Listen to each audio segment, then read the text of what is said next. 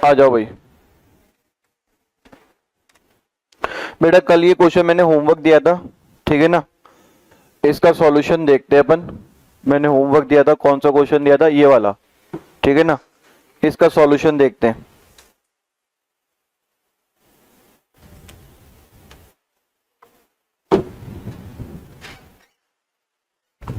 आओ बेटा, हमें दे रखा है कॉट 3 कॉट ए 4 के बराबर। तो क्या करेंगे बेटा इसके अंदर, क्वेश्चन के अंदर, कि भैया 3 को वहां ले जाएंगे तो कॉट ए की वैल्यू आ गई 4/3। 4 मतलब भाई कॉट ए का फॉर्मूला क्या होता है, बेस अपॉन परपेंडिकुलर, ठीक है। और अगर मैं डायग्राम बनाऊं, यहां पे मैंने ए रखा, यहां मैंने बी रखा, यहां मैंने सी रखा, तो 90 डिग्री के अपोजिट बेटा हाइपोटेनस होगा। एंगल ए यानी थीटा के अपोजिट हमारे पास है परपेंडिकुलर होगा, और बाकी बची जगह पे क्या होगा बेटा, बेस होगा, ठीक है। तो यहां बेस कितना दे रखा है 4, परपेंडिकुलर कितना दे रखा है 3, हाइपोटेनस निकालना है। तो कैसे निकालेंगे, पाइथागोरस थ्योरम का इस्तेमाल करेंगे। हाइपोटेनस का स्क्वायर होता है perpendicular square plus base square. Perpendicular square यानी 3 का स्क्वायर, बेस स्क्वायर यानी कि 4 का स्क्वायर। 9 + 16 25। अरे ये तो हाइपोटेनस का स्क्वायर है, तो h क्या करेंगे, सामने वाले पे घर डाल देंगे h के में निकालने के लिए, तो आ जाएगा 5, ठीक है। अब क्वेश्चन बोल रहा है कि भैया हमें 10 स्क्वायर a की वैल्यू निकाल के बताओ। तो 10 स्क्वायर ए से पहले आप 10a की वैल्यू निकालो। सर 10a की वैल्यू क्या होती है, परपेंडिकुलर अपॉन बेस। परपेंडिकुलर कितना है बेटा हमारे पास में BC, और बेस क्या है बेटा हमारे पास में AB, यानी 3/4। तो अगर मैं दोनों साइड स्क्वायर कर दूं तो 3/4 का स्क्वायर भी हो जाएगा, यानी कितना हो जाएगा 9/16, ठीक है। अब हमारे पास में 1 - 10 square a upon 1 + 10 square a की वैल्यू को पुट कर देते हैं यहां पर, 10 स्क्वायर a की वैल्यू को। तो 1 - 9/16, 1 + 9/16, दोनों तरफ बेटा क्या होगा, एलसीएम लेंगे 16, तो 16 - 9 और 16 + 9, तो 16 - 9 हो गया 7, 7/16 हो गया, और 16 + 9 हो गया 25/16। 16 से 16 कट गया, आंसर आ गया 7/25। यानी 1 - 10 स्क्वायर a अपॉन में 1 + 10 स्क्वायर a की वैल्यू 7/25 है, ठीक है। तो हमें निकालना है क्या ये cos स्क्वायर a और sin स्क्वायर a की वैल्यू के बराबर होगा ही नहीं होगा। तो cos स्क्वायर a की वैल्यू से पहले cos a की वैल्यू आना चाहिए। cos a की वैल्यू होती है बेस अपॉन में हाइपोटेनस। भाई बेस कितना है हमारा AB, हाइपोटेनस क्या है हमारे पास में AC। AB कितना है 4 और हाइपोटेनस कितना है 5, ठीक है। तो cos A जो है वो किसके बराबर हो गया, 4/5 के बराबर हो गया। तो अगर मैं दोनों साइड स्क्वायर कर दूं तो 4/5 का स्क्वायर, तो cos स्क्वायर A हो जाएगा बेटा हमारे पास में 16/25, 16/25। कोई दिक्कत है बेटा हमारे को इसमें, चलो परफेक्ट। ऐसी बेटा मैं साइन स्क्वायर A की वैल्यू निकाल लेता हूं। पहले मुझे निकालनी पड़ेगी साइन A की वैल्यू। साइन A की वैल्यू होगी परपेंडिकुलर अपॉन हाइपोटेनस। परपेंडिकुलर क्या है 3, हाइपोटेनस क्या है 5। तो अगर इनकी स्क्वायरिंग करूं तो वो हो जाएगी बेटा 9/25, ठीक है। अब हमारा क्वेश्चन बोल रहा है कि cos square A - sin square A है, तो वैल्यू पुट कर देते हैं बेटा। cos स्क्वायर A की वैल्यू 16/25 और sin स्क्वायर A की वैल्यू बेटा 9/25। दोनों का हमारा डिनोमिनेटर सेम है तो एलसीएम भी सेम आएगा। ऊपर वाले न्यूमरेटर आपस में माइनस हो जाएंगे, आंसर आएगा 7/25। भैया इसका 1 - 10 स्क्वायर A की वैल्यू, इसकी पूरी की वैल्यू भी बेटा 7/25, इस पूरी की वैल्यू भी 7/25, यानी कि हम बोल सकते हैं कि 1 - 10 स्क्वायर A अपॉन में 1 + 10 स्क्वायर A बराबर होंगे कॉस स्क्वायर ए माइनस साइन स्क्वायर ए के, ठीक है, ये बराबर है। आगे बढ़ूं, सबका हो गया ना। आओ बेटा क्वेश्चन नंबर 9 से शुरू करते हैं। 9 बेटा बहुत आसान क्वेश्चन है। हमें बोल रहा है कि ट्राइंगल है एबीसी, तो भैया जो बोल रखा है वही बना देंगे हम कि एक ट्राइंगल है। अब ऑब्वियस सी बात है राइट एंगल ट्राइंगल ये आगे खुद इसने बोला है कि भैया बी पे राइट एंगल है, तो ए यहां लगा दिया, सी यहां लगा दिया, ठीक है ना। चलो अब 90 डिग्री के सामने क्या होता है, हाइपोटेनियस होता है, ये हमें पता है, ये हम पढ़ते आ रहे हैं कब से कि भैया हाइपोटेनियस के सामने क्या होगा हमारे, हमेशा 90 के सामने क्या होगा, हाइपोटेनियस होगा, ठीक है। अगर tan a जो है वो 1 अपॉन में √3 है, तो बेटा यहां पे tan a की वैल्यू गिवन है 1/√3, और हमें पता है फॉर्मूले से कि tan a जो होता है परपेंडिकुलर अपॉन बेस के बराबर होता है, यानी परपेंडिकुलर 1 है और बेस है √3। तो a एंगल दे रखा है, यानी थीटा कहां बैठा है, a पे बैठा है, तो थीटा के सामने एंगल का से सामने क्या बनेगा, हमेशा परपेंडिकुलर बनेगा, जो कि ऑलरेडी आपको 1 गिवन है, ठीक है। और बेस जो है बेटा वो मेरा कहां पे है, √3 पे। बेस कहां पे है, √3, वो हमारा यहां प्रेजेंट है। हाइपोटेनस निकालना है, निकाल लोगे क्या आप लोग? सर हाइपोटेनस का स्क्वायर जो होता है वो perpendicular square plus base square के बराबर होता है। हाइपोटेनस कितना है नहीं पता, परपेंडिकुलर कितना है 1 का स्क्वायर, ठीक है। बेस कितना है √3, तो √3 का स्क्वायर, भैया 1 का स्क्वायर 1, और किसी भी नंबर का रूट हो उसका स्क्वायर करने पे वही नंबर आ जाता है, तो 3 आ जाएगा, तो बेटा 4 आ गया हाइपोटेनस का स्क्वायर। तो सामने वाले पे क्या कर देंगे, घर डाल देंगे, तो हाइपोटेनस आ जाएगी बेटा 2। कितना आ जाएगी, 2, ठीक है। कोई दिक्कत है नहीं सर। अब हमें बोला है कि भैया ये वैल्यू को फाइंड करो, sign A cos C cos A sign सी। नीचे देखो cos A cos C sign A sign सी, यानी कुल मिला के बेटा इन सब में जो चीज यूज होने वाली है वो पहले बना लेते हैं। इनमें यूज होने वाला है साइन ए की वैल्यू, तो साइन ए की वैल्यू निकाल लेते हैं। इनमें यूज होने वाली है कॉस ए की वैल्यू, तो कॉस ए वैल्यू निकाल लेते हैं।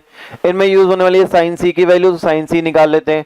और होने वाला है कॉस सी की वैल्यू यूज, तो कॉस सी निकाल लेते हैं। इसके अलावा यहाँ पे कोई भी और चीज नहीं है। तो जो भी चीज हमें पूछी है फर्स्ट और सेकंड ऑप्शन में, मैंने वो चीज पहले आइडेंटिफाई करके यहाँ पर निकालने का प्रयास कर लेता हूँ। साइन ए का फॉर्मूला होता है perpendicular upon hypotenuse, perpendicular upon hypotenuse. Cos A का फॉर्मूला होता है बेस अपॉन में हाइपोटेनियस, बेस अपॉन में हाइपोटेनियस। तो पहले मैं एंगल ए के हिसाब से निकाल लेता हूं, क्योंकि फिगर के अंदर एंगल ही थीटा यहां प्रेजेंट है, मैंने वही फिगर बना रखा है। तो इस थीटा ए एंगल के अकॉर्डिंग, थीटा के अकॉर्डिंग परपेंडिकुलर यहां बैठा हुआ है, तो परपेंडिकुलर हो गया बेटा 1 और हाइपोटेनियस हो गया बेटा 2, ठीक है। ऐसे ही बेटा कॉस ए निकाल लेता हूं, बेस क्या है हमारा √3 और हाइपोटेनियस हो गया बेटा 2, ठीक है। अब यहां पे साइन सी और कॉस सी हो गया, यानी थीटा को चेंज करना पड़ेगा, तो थीटा को चेंज कर लेता हूं मैं। अब थीटा कहां बैठा है, सी पे बैठा है थीटा, और अगर थीटा सी पे बैठा है तो ये सामने वाला क्या बन गया, परपेंडिकुलर, जो कि आ रहा है √3, सॉरी परपेंडिकुलर,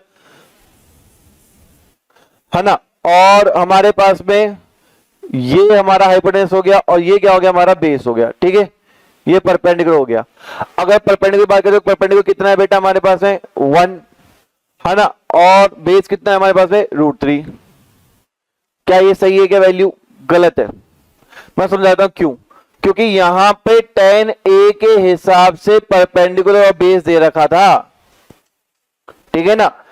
तो tan a के हिसाब से, यानी थीटा जब यहां बैठा था, थीटा जब यहां बैठा था तब उसके हिसाब से परपेंडिकुलर यहां था, तो इसकी वैल्यू थोड़ा चेंज हो जाएगी। ये अगर 1 सेंटीमीटर का है तो ये 1 सेंटीमीटर का ही रहेगा, और ये अगर √3 सेंटीमीटर का है तो ये √3 सेंटीमीटर का ही रहेगा लेंथ।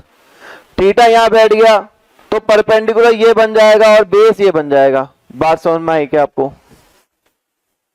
अरे tan a के हिसाब से देखो ना आप, tan a के हिसाब से परपेंडिकुलर बेस हमारा जो ये 1 और 3 है, तो tan a के हिसाब से ये बैठा हुआ है, तो ट्राइंगल तो वही है ना। अगर इसकी लेंथ 1 सेंटीमीटर है, इसकी लेंथ √3 सेंटीमीटर, इसकी लेंथ 2 सेंटीमीटर है, तो एंगल चेंज होने पे इनकी लेंथ तो ना चेंज हो जाएगी। हाँ, परपेंडिकुलर और बेस हम अलग अलग मानेंगे, लेंथ चेंज नहीं करेंगे, लेंथ यही रहेगी, परंतु जहां एंगल ए पे हम थीटा रखे तो परपेंडिकुलर ये बन रही थी वो नहीं बचेगा, क्योंकि थीटा हमने यहां रखा है तो परपेंडिकुलर हमारे पास में अब ये हो जाएगी, बेस ही हो जाएगा। ठीक है, चलो तो परपेंडिकुलर कितना है √3 और हाइट कितनी है, ओ सॉरी हाइपोटेनस कितनी है 2, बेस कितना है 1 और हाइपोटेनस कितना है 2। चलो वैल्यूज निकाल ली। अब पहला हमें वैल्यू निकालनी है साइन ए कॉस सी की, कॉस ए साइन सी की। साइन ए कितना है, तो साइन ए की वैल्यू कितनी है 1/2, कॉस सी की वैल्यू कितनी है 1/2, कॉस ए की वैल्यू कितनी है √3/2 और साइन सी की वैल्यू कितनी है, साइन सी √3/2।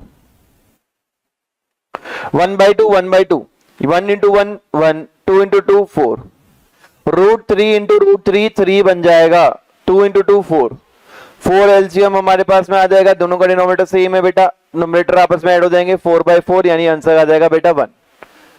तो हमारे फर्स्ट का आंसर आ रहा है 1, यानी sign A cos C plus cos A sign सी की वैल्यू कितनी आ रही है बेटा 1। अब आते हैं हम निकालते हैं सेकंड वाला, cos A cos C minus sign A sign सी।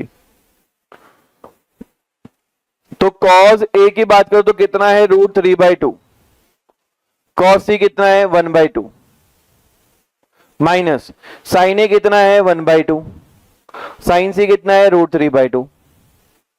तो ये कितना हो गया √3, 2 into 2 4, ये कितना हो गया √3, 2 into 2 4।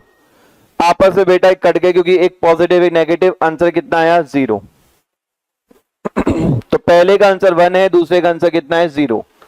पहले का आंसर 1 है, दूसरे का आंसर कितना है 0। हो गया। नेक्स्ट क्वेश्चन भैया, जो नेक्स्ट क्वेश्चन है ना भैया, ये भैया बहुत इंपॉर्टेंट क्वेश्चन है, ये इंपॉर्टेंट क्वेश्चन है, अच्छा क्वेश्चन है। तरीके इसके अंदर काफी सारे हैं, पर आपको जो मैं तरीका बता रहा हूं बेस्ट तरीका है, वैसे ही करना है आपको। ठीक है, अच्छा क्वेश्चन है, बढ़िया बढ़िया क्वेश्चन है। आओ क्वेश्चन क्या है देखो, question number 10, in triangle PQR, एक ट्राइंगल है बेटा PQR, राइट एंगल है Q पे। तो आ जाओ बेटा, जैसा ये बोल रहा है वैसा कर लेते हैं, वैसा डायग्राम बना लेते हैं। हमारे पास में ट्राइंगल दे रखा है PQR और Q पे राइट एंगल है, तो Q पे बेटा राइट एंगल बना दिया मैंने। ठीक है, चलो हमें गिवन है कि PR प्लस QR जो है, अगर दोनों साइड को मैं ऐड कर दूं तो 25 सेंटीमीटर आता है। ठीक है, और एक चीज और गिवन है कि PQ की लेंथ जो है वो 5 सेंटीमीटर है, यानी PQ की लेंथ हमें गिवन है 5 सेंटीमीटर, और PR और QR इन दोनों साइड को अगर मैं ऐड कर दूं, इन दोनों साइड को मैं अगर ऐड कर दूं तो 25 सेंटीमीटर गिवन है। आपको वैल्यू निकालनी है साइन P की, कॉस P की और tan P की।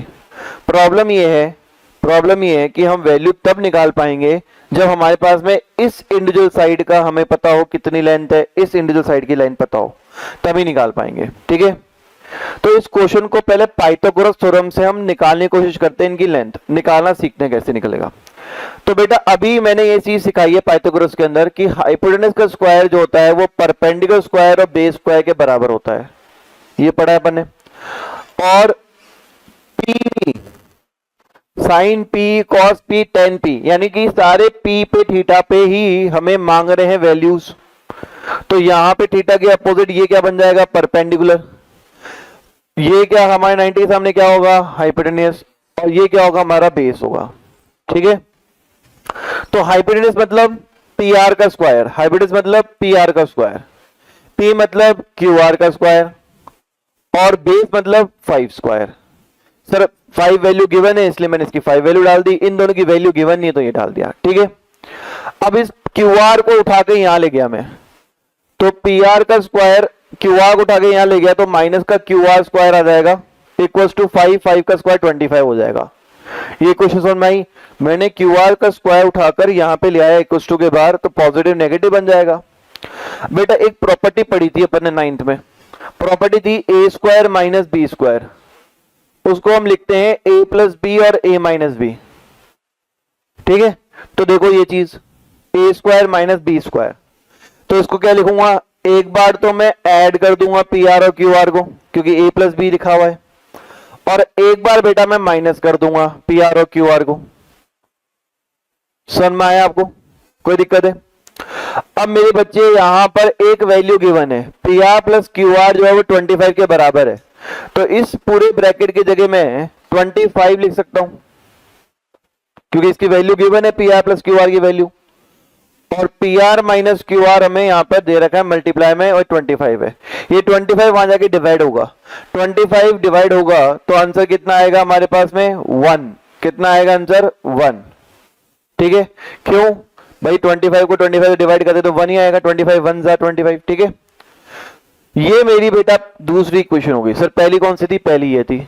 अब देखो आप लोग लीनियर वेरिएबल में पढ़ के आए हो, 2 वेरिएबल्स में पढ़ के आए हो कि 2 इक्वेशन है, पहली है P R plus Q R जो है वो 25 के बराबर है, और दूसरी इक्वेशन है कि P R minus Q are जो है वो 1 के बराबर है।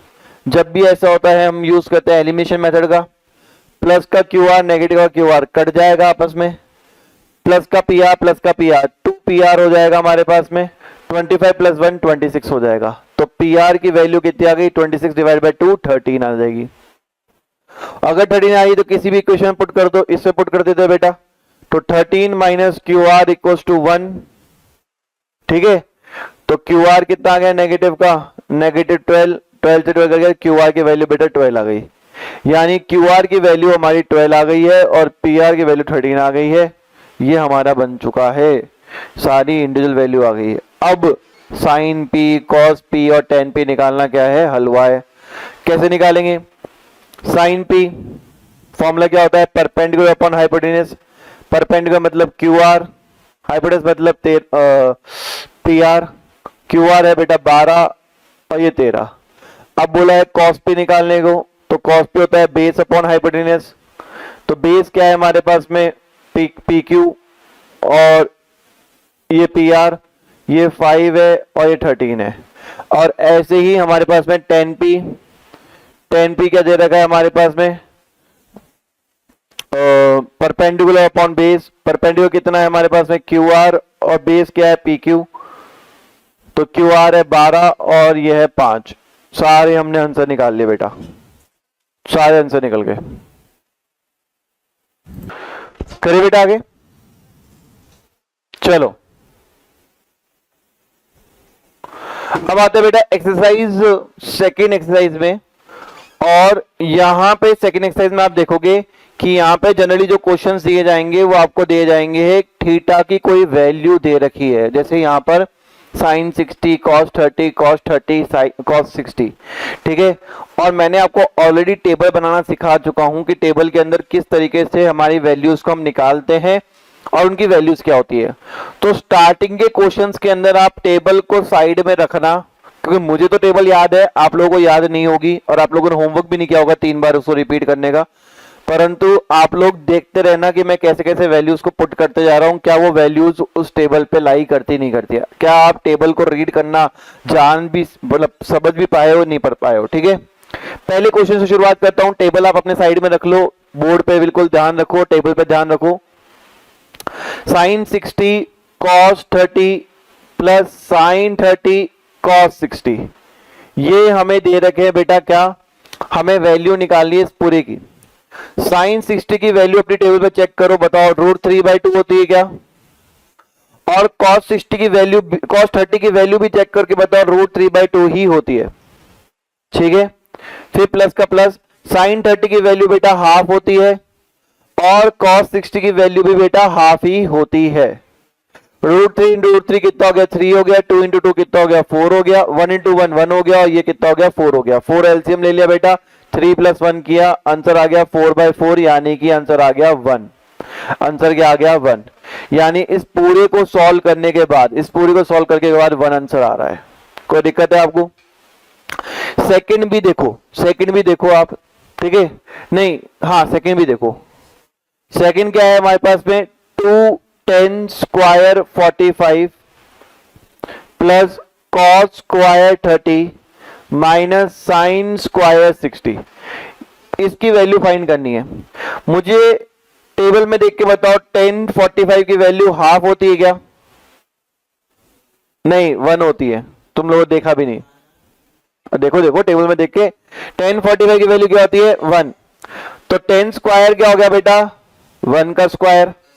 और 2 10 स्क्वायर मतलब 2 से मल्टीप्लाई। समझ में कैसे बनाया मैंने? दोबारा देख लो।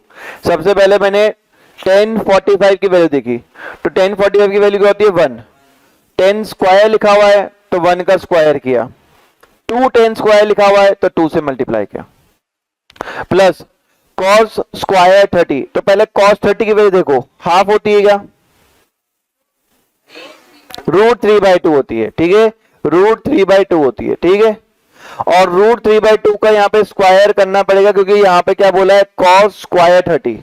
पहले हमने cos 30 की वैल्यू देखी √3/2 और उसका स्क्वायर करने को बोला है तो स्क्वायर कर दिया, माइनस साइन 60 की वैल्यू √3/2 ही होती है, और इसका स्क्वायर करने को बोला है तो इसका भी स्क्वायर कर दिया, ठीक है मेरे बच्चे। प्लस का √3/2 माइनस का √3/2 स्क्वायर फॉर्मेट में आपस में कट जाएंगे, 0 हो जाएंगे। 1 का स्क्वायर 1 और ये आंसर आ जाएगा 2। 1 का स्क्वायर 1 और इंटू 2 2, ठीक है। फटाफट यहां तक कॉपी करो। चलो नेक्स्ट क्वेश्चन करते बेटा। नेक्स्ट क्वेश्चन है थर्ड पार्ट। थर्ड पार्ट में क्या दे रखा है बेटा अपन को कि cos 45 divided by sec 30 plus cosec 30।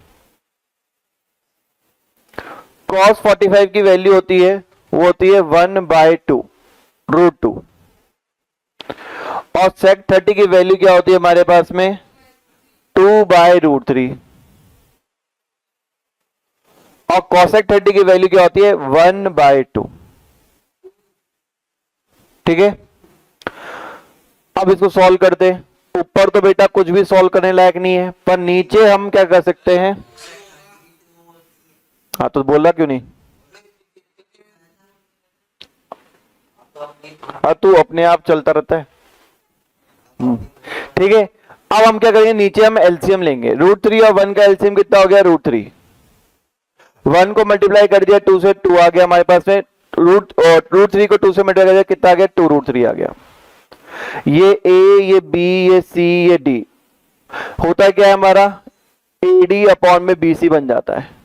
तो ए और डी को मल्टीप्लाई कर दो, यानी 1 इंटू √3 कर दो, और B इंटू सी कर दो, मतलब √2 को मल्टीप्लाई कर दो 2 प्लस 2√3 से। तो आंसर क्या आएगा बेटा हमारे पास में? आंसर आएगा √3, 2 इंटू 2 2√3, 2√2 और 2√6, ठीक है, ये आंसर आएगा। आप चाहो तो आगे रैशनलाइज कर सकते हो उसको। रैशनलाइज करने के बाद में हमारे पास में आंसर आ सकते हैं, इसमें कर ही रहते क्योंकि हमारा आंसर जो है रैशनलाइज करने के बाद ही दे रखा है इसमें। 2√2 माइनस 2√6 से रैशनलाइज करेंगे अपन, दोनों से मल्टीप्लाई एंड डिवाइड करेंगे, तो √3 को √3 को √2 से कितना आ गया? √6। √3 को √6 से कितना आ गया? 2√18 अपॉन में a plus B a minus B. Property बनेगी a plus B a minus B. Formula क्या होता है? a square minus B square. तो a स्क्वायर मतलब 2√2 का होल स्क्वायर माइनस 2√6 का होल स्क्वायर, ठीक है। अब यहां पे देखेंगे तो ऊपर तो हम कुछ भी नहीं कर रहे, ऊपर तो हम एज इट इज छोड़ रहे हैं एक बार के लिए। तो नीचे हम स्क्वायर को खोल रहे हैं, तो 2 का स्क्वायर 4, √2 का स्क्वायर 2, 4 इंटू 2 8। भैया किस किस को ये खोलना नहीं आता? एक्चुअली में ये इस तरीके से है, तो 2 इंटू 2 मतलब 4 हो गया, और √2 इंटू √2 मतलब 2 हो गया, तो ऐसे आंसर 8 आया, ठीक है। ऐसे देखो ये 2√6 इंटू 2√6, 2 इंटू 2 कितना हो जाएगा 4 हो जाएगा, √6 इंटू √6 कितना हो जाएगा 6 हो जाएगा, तो आंसर 24 आएगा, तो माइनस का 24। ठीक है, ऊपर वाले को एज इट इज अभी फिलहाल रख रहा हूं मैं।